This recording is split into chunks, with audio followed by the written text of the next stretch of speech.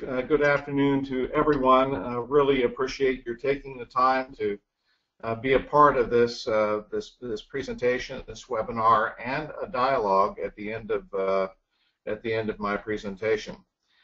Well, first I'd like to thank Mr. Ali Jaffrey and his staff who've done an excellent job in supporting me and setting this up at the Madinah Institute, and I appreciate the gracious invitation to speak with you about collaborative leadership. I'm going to be talking about how collaborative leadership works primarily in North American companies, though it has also been applied in South Africa, in Brazil, and in some Indian companies.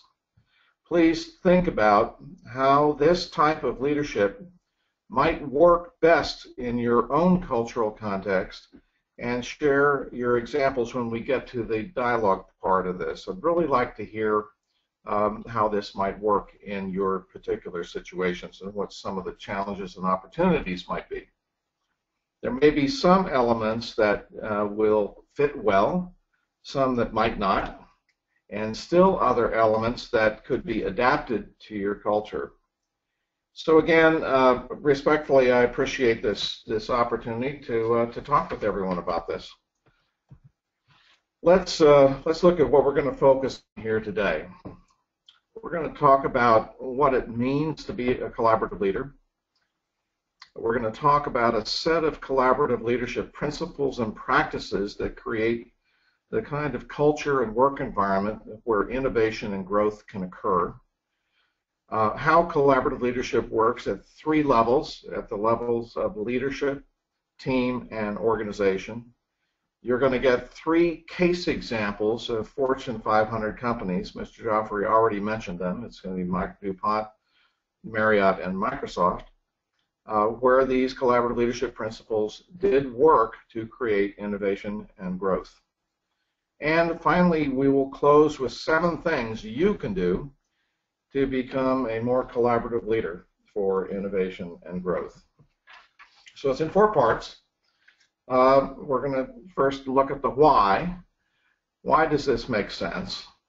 Then we're going to look at the how, at the levels of leader, team, and organization. You're going to get a case example for each level, and then we will see what that case teaches us about collaborative leadership for innovation and growth.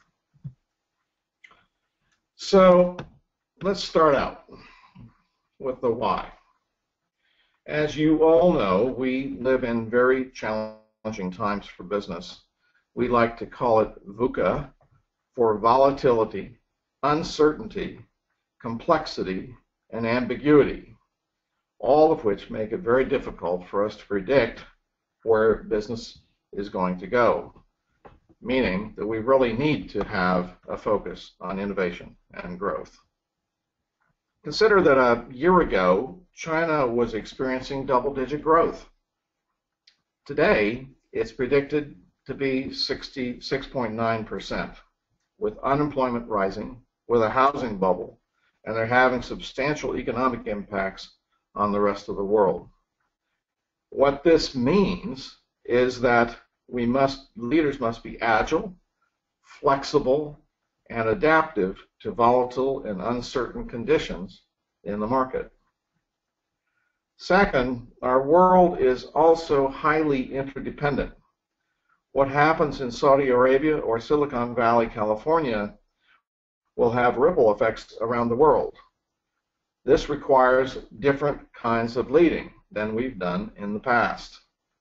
To work across boundaries in a world that is interconnected requires leaders to be more collaborative, to address the complexity and ambiguity of the market.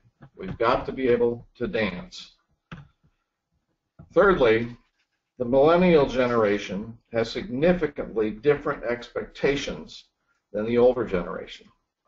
It's known as the digital divide, most commonly seen in social media and in the workplace in terms of their cultural expectations.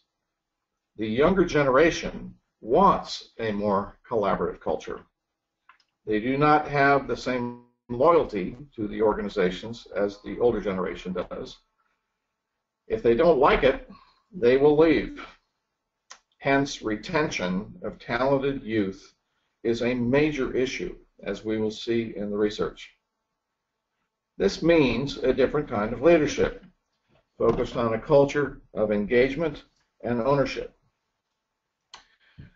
So in sum, I guess for innovation and growth, for this conversation in today's VUCA world, there's got to be more movement toward more collaborative leadership.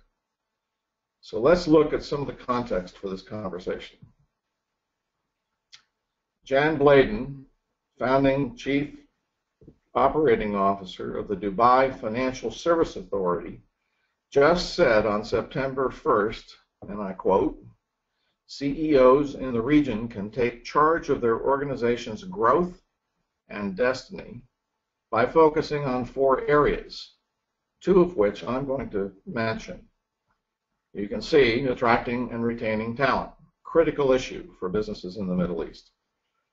Culture as it relates to the growth of family businesses and state-owned enterprises."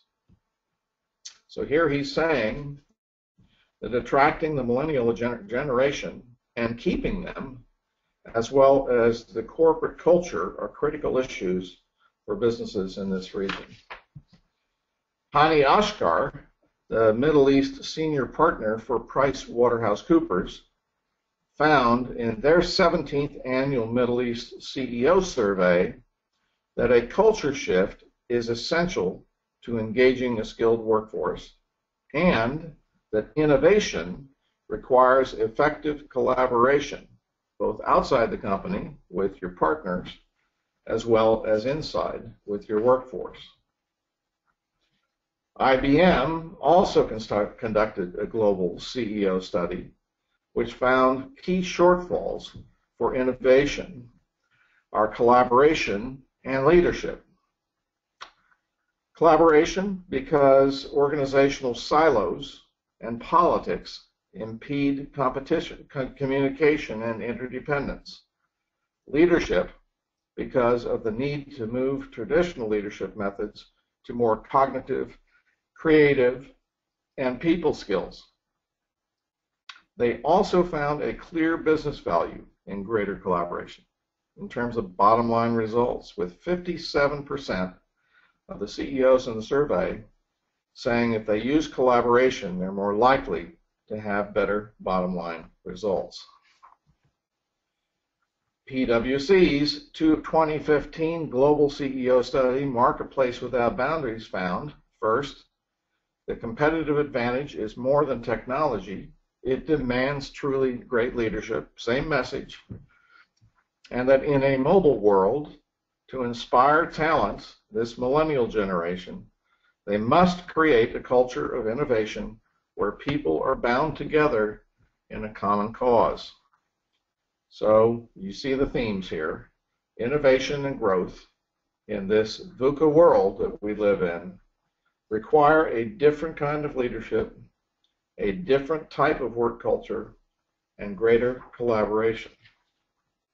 To summarize, here's what NASA and Bain & Company have to say about collaborative leadership.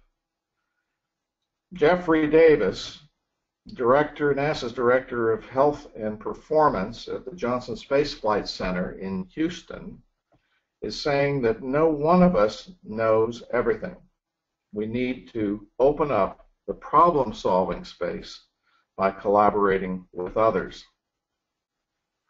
Bain & Company's 7-year study from 2005 to 2012, so it found that, like the IBM study, companies with highly engaged workers grow revenues at 250% the rate of those with lower levels of engagement. So the point here is that the world we are working in requires a different kind of leadership and culture, more flexibility, agility, collaboration, engagement, more ability to work across boundaries interdependently. And collaborative leadership is a way to answer this need. So let's look at our first case study of DuPont's Information Systems Gulf Coast and look at that organization and see what we can learn about how collaboration at the leadership level can help create innovation and growth. So here's a situation that I encountered when I began working with this group. They had increased competition from Dow Chemical. So the result of that was that DuPont decided to transform its petrochemicals group to increase its speed and its growth. As a result of that decision, the IT function had to create in the Gulf Coast a unified supplier of information systems, which meant that there were 3 organizations, 2 of which were identical, located 300 miles apart. They had 2 different computing platforms, different customer bases, and they didn't like each other. I mean, literally. And then there was a different organization that was related. It was a marketing function that was based in Houston, and they all had to come together. On top of all of that, we encountered a skeptical workforce because DuPont was known as doing the program of the month, and this was just another one. So the 11 leaders in this organization, what did they do as an intervention? They first made a commitment to lead in a different way. They all did this at different rates, but within several months they had made this commitment to shift from their traditional approach of command and control to greater collaboration and engagement. As a result of this, the second thing they did was to learn how to work differently as a team. They engaged their workforce quite actively in a number of initiatives, and they engaged their customers. The results were rather stunning. Innovation, they innovated how they met their customers' needs and doubled their customer satisfaction in 6 months. The speed and quality of their decision-making was dramatically increased by about 200%. They created a culture of engagement and ownership by the workforce. And their culture is sustainable 25 years later. So it's a permanent shift. In addition, they won the coveted American Society for Training and Development Award in a competition with General Electric because of the culture that they had created in their organization. So what have we learned from DuPont about collaborative leadership? We've learned that it can be defined in the following way. It's the ability to lead and operate from principle. It's the ability to create a trust-based culture. Integrity is about walking the talk. They engage the workforce. They ensure their ownership and alignment of the organization's values, vision, mission, and strategy. And all of that is designed to produce and does produce sustainable results. This definition, we've learned, is based on a set of collaborative leadership principles and practices that can be applied to create greater innovation and growth, as we did in the Gulf Coast situation. So what I learned and my clients helped me create were the 7 principles of the collaborative work ethic. These are ownership, alignment, full responsibility, self-accountability, mutual respect, integrity, and trust, all of which we can talk about later if you wish. But these DuPont leaders chose to change their way of working based upon these 7 principles, as opposed to what we call the 3 P's: politics, power, or personality, which is the way most organizations run themselves now. But the most important principle here is ownership. It is the distinctive principle for collaboration. It's what makes it different from all other approaches to leading and managing, because the workers will take care of what they own. They'll take care of their jobs, work processes, and goals if they believe that they own them. The DuPont leaders also use these 8 leadership practices. Again, you see the practice of building ownership of the vision, mission, and strategy, as well as change initiatives and work processes. You see that collaborative leaders are authentic, transparent, they walk the talk, they acknowledge their workforce, they support them, they're lifelong learners, and at the end of the day, they're change agents. So I like to say that collaborative leaders are the chief cultural officers of their companies. That is how they will foster innovation and growth. Now let's take a look at our second case study of Marriott's full-service hotel IT transformation and see what we can learn about how collaboration works at the team level and how that can help create innovation and growth.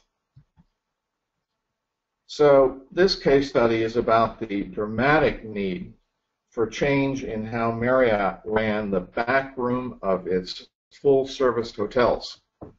They were way too slow for their customers. New technologies were being adopted by the competition, and there was a need to significantly improve quality. So the lodging president decided to transform the IT function, among other functions, in these hotels. There were actually 10 transformation initiatives, and we were merely one of them. But the problem with our initiative was that 75%, fully 200 of the 1,600 people working at these jobs were going to lose them as a result of this change initiative. So here's what we did. A team was created that spanned not only the silo boundaries functionally, but they also spanned levels within the organization, and they were national in their geographic focus. This team was pulled together and taken through the collaborative team governance process, where they agreed to new rules of how they were going to work together. And they did that by a very high level of consensus. An ownership strategy was developed to engage 100% of all 1,600 members of the workforce. That was the goal. Everybody had the opportunity to participate. This team fanned out across the country in 2 different sets of engagements. The first around the current state, and the second around the future state. And it was completed in a period of months, during which there was also a 2-way communication process set up so that we could get feedback. A support system was set up with human resources to ensure that the people who were going to lose their jobs had some options when this process was over. Some decided to retire, some decided to move on to other companies, and some moved within the company. There were 100,000 people in the company at the time. It's far more now. It didn't seem to make sense to me, at least, that the people who were going to lose their jobs would want to participate in the design process that would eliminate them. I mean, that just did not make sense. But as one person told me, she said, finally, finally someone in management is listening to us. I know where the things are that are broken. I want to fix them.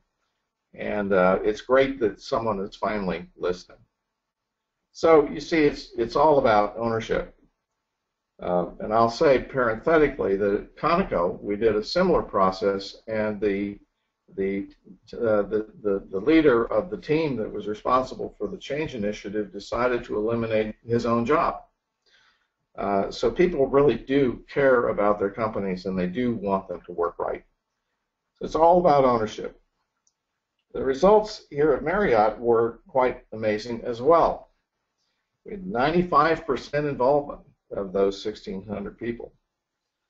There was an 85% approval rating of the process because we asked them weekly. There was a major investment that leadership made in new technology, and it was made literally within seconds after the report was presented to the executive team.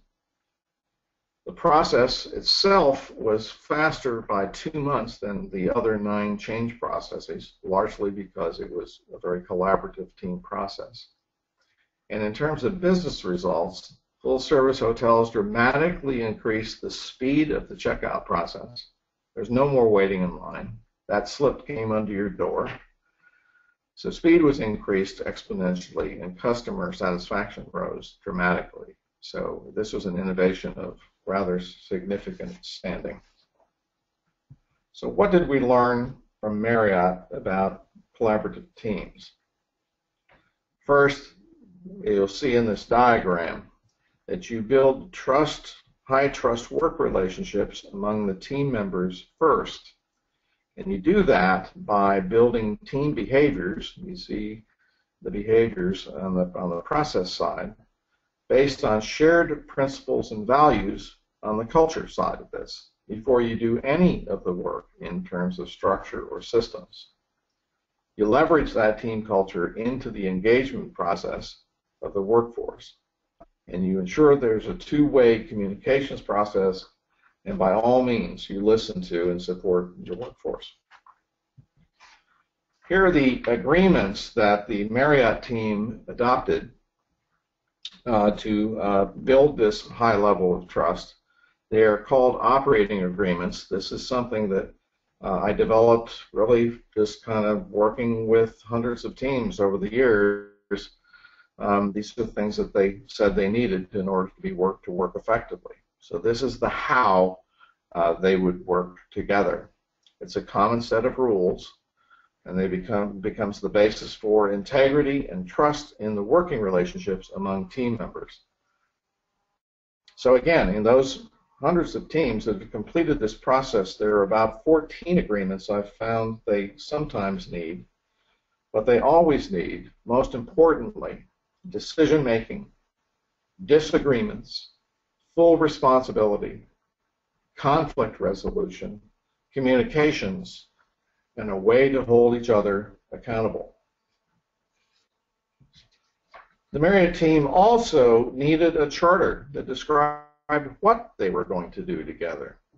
So this involved their mission, their stakeholders, how they would benefit from the mission, the deliverables that they were going to produce, and the communication strategies, plus other factors.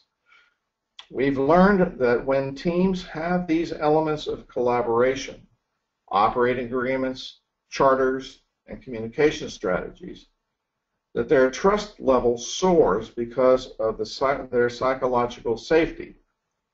And as the trust deepens, their level of innovation goes up fairly dramatically. They're far more willing to take risks, to create, to admit their mistakes, and to talk about what they've learned, and to speak their truth when they're working in this type of a culture. So finally, let's look at our third case study of Microsoft's CIO organization and see what we can learn about collaboration at the organization level that can help innovation and growth. When Tony Scott, former CIO of the United States, former CIO of the Year in the U.S., and now CIO for the United States overall, when he took over the reins at Marriott's IT organization, he inherited a very challenging 5,500-person organization and a 15-member leadership team that was not in touch with its managers or its workforce. The credibility was in the tank. Their leadership effectiveness scores were at 55%, and it was a highly siloed organization that did not work together across boundaries very well at all. And as a consequence of that, the 12th release of one of their major products failed.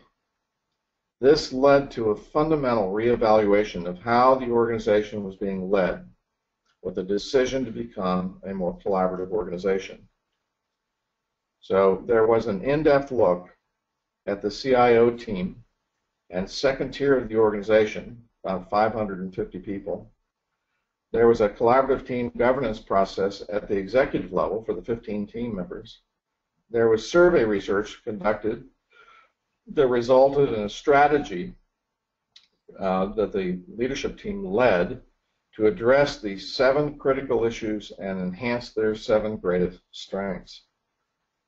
As a result of this intervention and the engagement of the workforce, there was a 15-point, not 15%, there was a 15-point increase from 55 to 70% in 1 year in their leadership effectiveness scores. Actually, it was in 9 months.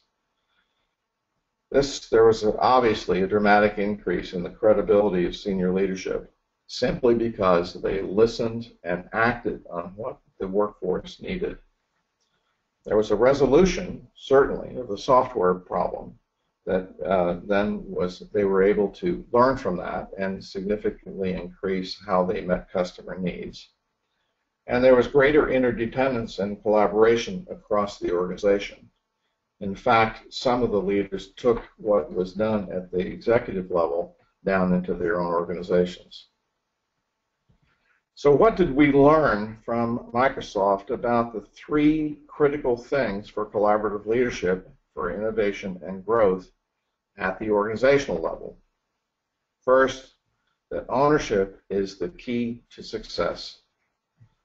Fully engaging and empowering the workforce around a critical challenge that the business faces. Secondly, to ensure alignment so that all of the people are on the same page. Values, vision, mission, strategy, communications, and so forth.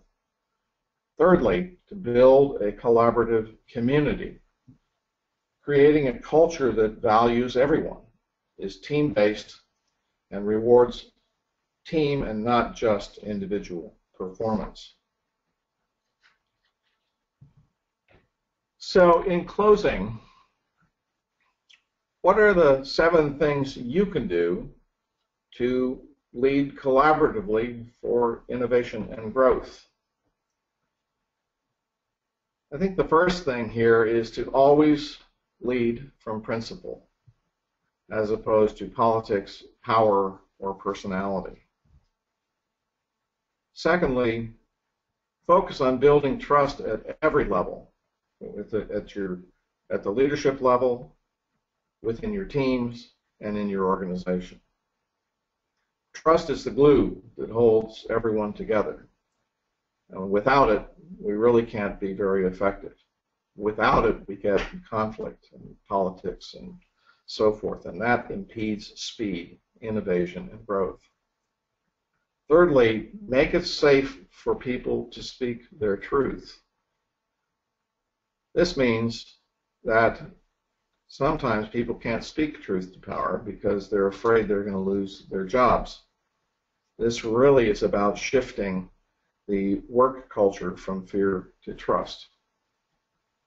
Fourthly, implement an ownership strategy that ensures that, fifthly, the entire community in the company is engaged, that there's that sense of ownership over the processes and over any change initiative. Sixth, create a two-way communication process. This is about listening and hearing and responding to what people say. And to do that on an ongoing basis, not just once a year, but to have an ongoing process. Some companies have roundtables that meet monthly to ensure that everybody has a chance to contribute to what's going on in the organization. And finally, reward team performance. Most companies I've seen today reward individual performance. They may give commendations to teams, but they have not built in team reward structures into their system. I have a bias towards team performance, but you can also reward individual and company performance. And we can talk about that if you wish. So at the end of the day, what this really means you can do to lead collaboratively for innovation and growth is become the Chief Cultural Officer for your company. So that ends my comments. I'd really like to see what your questions or observations may be. Well, thank you very much, Dr. Marshall, for a very interesting presentation. Folks, we are now open for question and answer. So if you have any questions, you can put it in the question box, chat box, or you could raise your hand. There's a hand icon available on the webinar console. So if you click on it, you can have an audio connection with the speaker. We have a first question from Brother Abdul Salam. The question is, how can we create the culture of creativity, innovation, and innovative problem solving? Well, as I just mentioned, I think we can create what collaboration can do to create innovation is to increase the degree of psychological safety that people feel.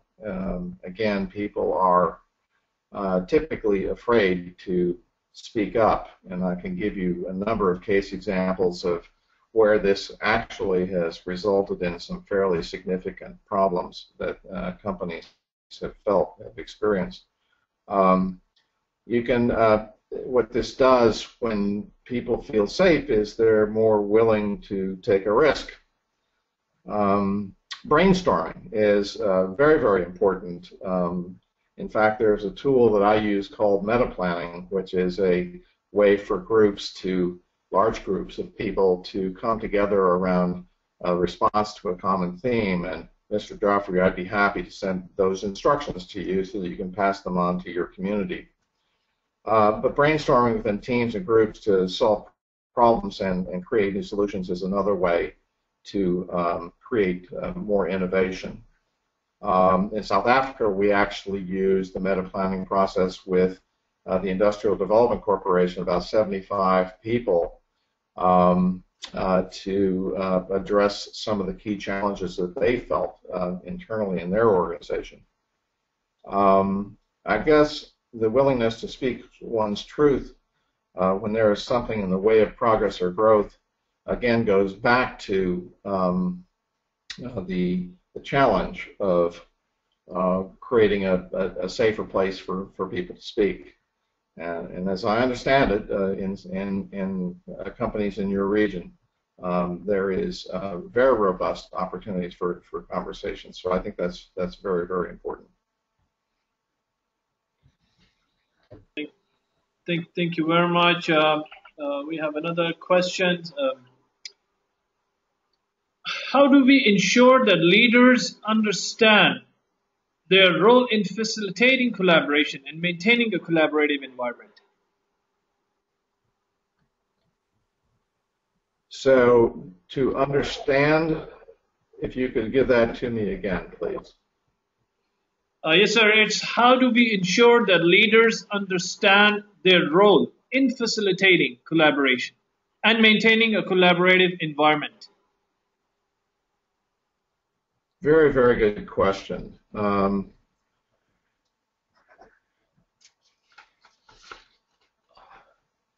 guess the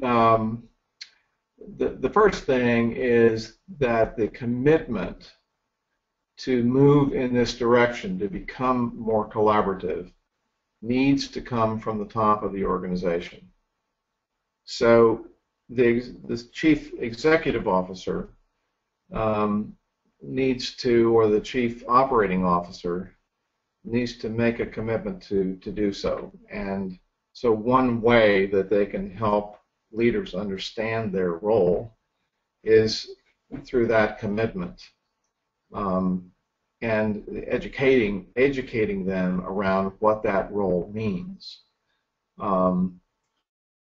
Maintaining a more collaborative environment is the difficult part. So cognitively, we can understand, what the role is. You can see webinars like this or presentations like this, and you can, I understand what that says and what that means.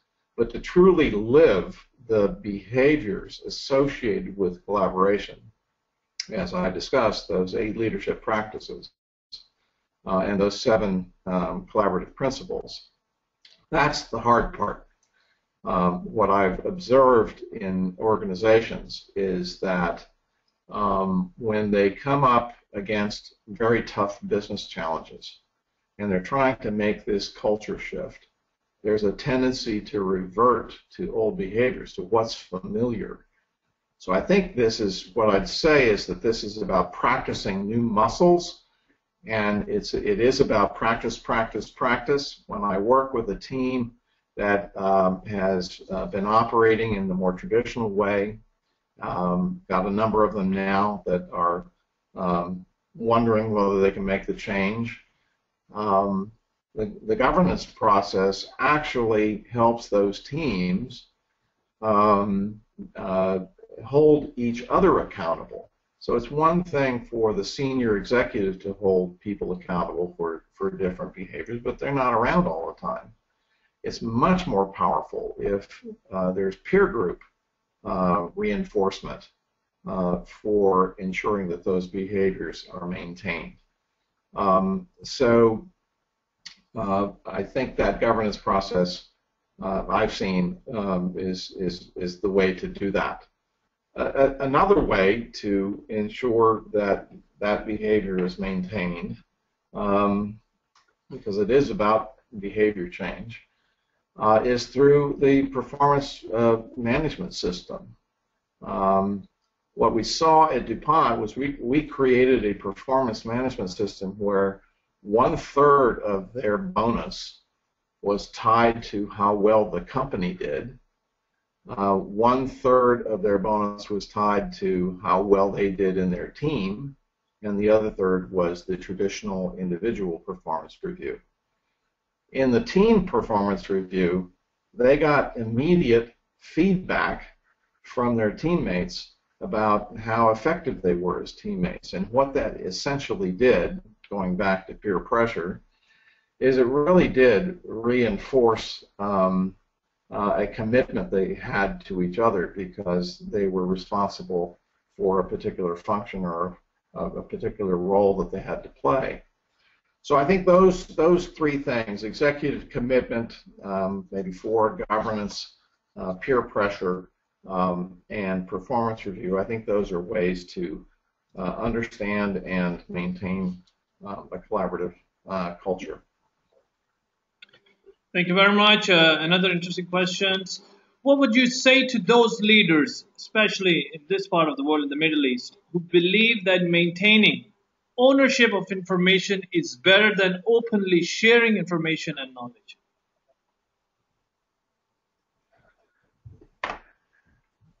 Well, that's true in this part of the world as well. Okay. It's interesting. It's a very interesting question around openness and transparency. I think we have to talk about openness and transparency around what. So I fully appreciate and understand the need to keep certain information private and closely held. At the same time, I understand the value of greater transparency. There is this belief, I think, on the one hand, that if people know what's going on with the business, they'll be more effective in their jobs. There's actually a study that was done, a book that was written on healthy companies, that found that when the company opened, it was called open book management, when they opened up the books to the workforce for understanding and appreciation of the financial and organizational and legal challenges that the organization was going through, that they had better performance. On the other hand, I think it needs to be based upon the cultural norms of the country in which you live. So if it is, if the culture of the company is basically saying we need to keep this information private, I'd be looking at, well, what kinds of information can we share that will be helpful to our workforce to get their job done? So I think in that situation, if it's the financial and the legal and the regulatory kind of information that needs to be held closely, fine. In terms of if there's a change initiative, let's say you're going to transform your IT function, it's very important for people who are going to be affected by that change on the front line that they're engaged in that process. And that's where I think the openness principle can be very, very helpful to the organization. You'll have much more effective and greater success at your change initiative, whether it's a reorganization, a business process redesign, an integration, a new ERP system, I don't care what it is. You'll have far more success if the workforce knows what's going on, owns the process, owns the change initiative, than if they don't. Does that answer your question? Well, thank you very much. Let us move to another question, a bit lengthy one, but an interesting one. As the nature of collaboration is rapidly changing and moving beyond collaborating only within internal staff and workforce, but now crowdsourcing is being appreciated to stem innovation and collaboration. What challenges do you foresee on moving towards such a collaborative nature of engaging external stakeholders across the globe to collaborate and innovate? The most significant challenge that I see in moving beyond to actually expanding the role of collaboration, say in a crowdsourcing and in a global context, is trust. How do we establish and maintain a level of trust in our relationships with people we've never met, we don't know, we don't work with on any sustained basis when it's more of a transaction? I think that's the biggest challenge that I see. We have countless examples in the news daily of problems that people are experiencing in working across these boundaries. On the other hand, I do believe that creating those trust-based relationships is possible on a global basis. It really does, you have to be judicious, you have to be careful in how it's done. I know in some of my own social media work that I'm very careful, and I think if you establish your criteria, ensure that there is a way to be selective in how you engage in that kind of endeavor, that you can be successful. I think also one could take the governance process and apply it globally. I've seen this work in virtual teams that are global in nature, where we actually agree on how we're going to conduct our business. That's different from crowdsourcing, but it is certainly applies to having global collaborative relationships. Okay, thank you very much. We have another one. How much critical power is needed to implement collaborative leadership? How much? What kind of power? Critical power is needed to implement collaborative leadership. I'm not sure what is meant by critical power. If what is meant is that having support from the chief executive officer and the senior leadership, I'd say that is absolutely critical. I have been in organizations and worked in organizations where the mantra was, sometimes you have to go down to go up. I'm working in a company like that now, where the senior leadership is not on board, and what we're having to do is to demonstrate the power, the value, the business value of a more collaborative approach to work, and we're having to do it, quietly under the radar, as it were. It's best when I worked at VMware with Tony Scott or with him at Microsoft, if the senior executive says this is the direction that we're headed, and I request that you get on board, and if you can't, then we need to. I'm not sure what happened to my screen here.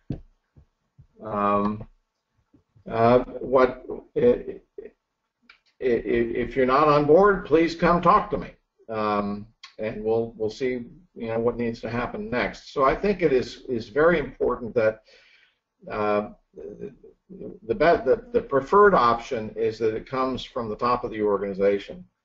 The backup option is that within the organization you demonstrate the power of collaborative leadership in solving critical business challenges and demonstrate to senior leadership that this is the way to go. And governance, actually, the other point I'd make is that the governance process creates a high level of energy in teams, because finally they're working together on the same business challenge. And it's infectious. What happens is that these folks become, because they own the process, they become ambassadors for that kind of working together, and they bring it into other groups. I've seen it kind of move virally through an organization.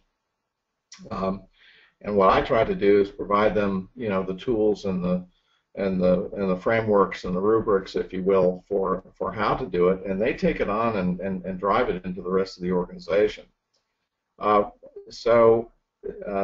Eventually, senior leadership in that situation will get the idea that this is a very effective way to lead and manage. I think it's also generational, because the younger generation has been in school and working with each other collaboratively for a very long time now. And as they move into positions of senior leadership, the company I'm working in now, the group that's about to ascend into leadership in about 3 to 5 years, they're already there. They get it. They understand it. I find that it's also geographic. I found that in some countries in Europe, in Brazil, for example, in Latin America, and in South Africa, for sure, the collaborative culture is already there. It's not something that has to be sold. So I think it's culturally dependent as well. Okay, thank you very much. We have one last short question. How does collaboration create innovation? Well, we did talk about that earlier a little bit. I think the way in which collaboration creates innovation is primarily through creating psychological safety within the organization. But I think we should also talk about how collaboration gives people, again, ownership of their jobs and the company goals and the change process, and by fostering that trust in the relationships, that's going to increase speed, and it's going to break down silo walls, it's going to increase the flow of communications, and it's going to enable better problem solving. So I think when everyone is focused on the same goals, when they feel like they can speak up, that they're working toward this same purpose, they have shared agreements for how they're going to work together, and they're focused on the same task, I think that's the way that collaboration creates innovation, and it also creates speed and growth and solves some fairly substantial business challenges. Well, thank you very much, Dr. Marshall. That really brings us towards the end of the webinar. I would like to thank you on behalf of the Madinah Institute for Leadership and Entrepreneurship, Mal, for taking the time to deliver this valuable content through Mal's virtual platform. Any concluding remarks that you would like to give before we dismiss out? Just I want to thank everyone for taking the time to be a part of this webinar. I really appreciate the questions. I think that they were great questions that focus on the challenges that we all face. Again, this work is, I believe, culturally sensitive and dependent. So if there's something in, I hope that there's something in here that is of value. If you wish to be in touch with me, you see on your screen how you can do that. So if you have any questions, don't hesitate to get in touch. And I look forward to talking with you in the future. Same here, sir. The feelings are mutual. Thank you very much once again. And thank you all of those who participated in this webinar for your questions. We are recording this webinar, which will be uploaded on Mile Community. So please stay tuned to webinar.mile.org. I've already shared the link from where you can download the soft copy of the presentation. So please stay tuned to community.mile.org as well. With that note, I would like to end this webinar. You all will be automatically dismissed out. So you all have a good day, good afternoon, good evening, wherever you come from. Assalamu alaikum wa rahmatullahi wa barakatuh. Thank you very much.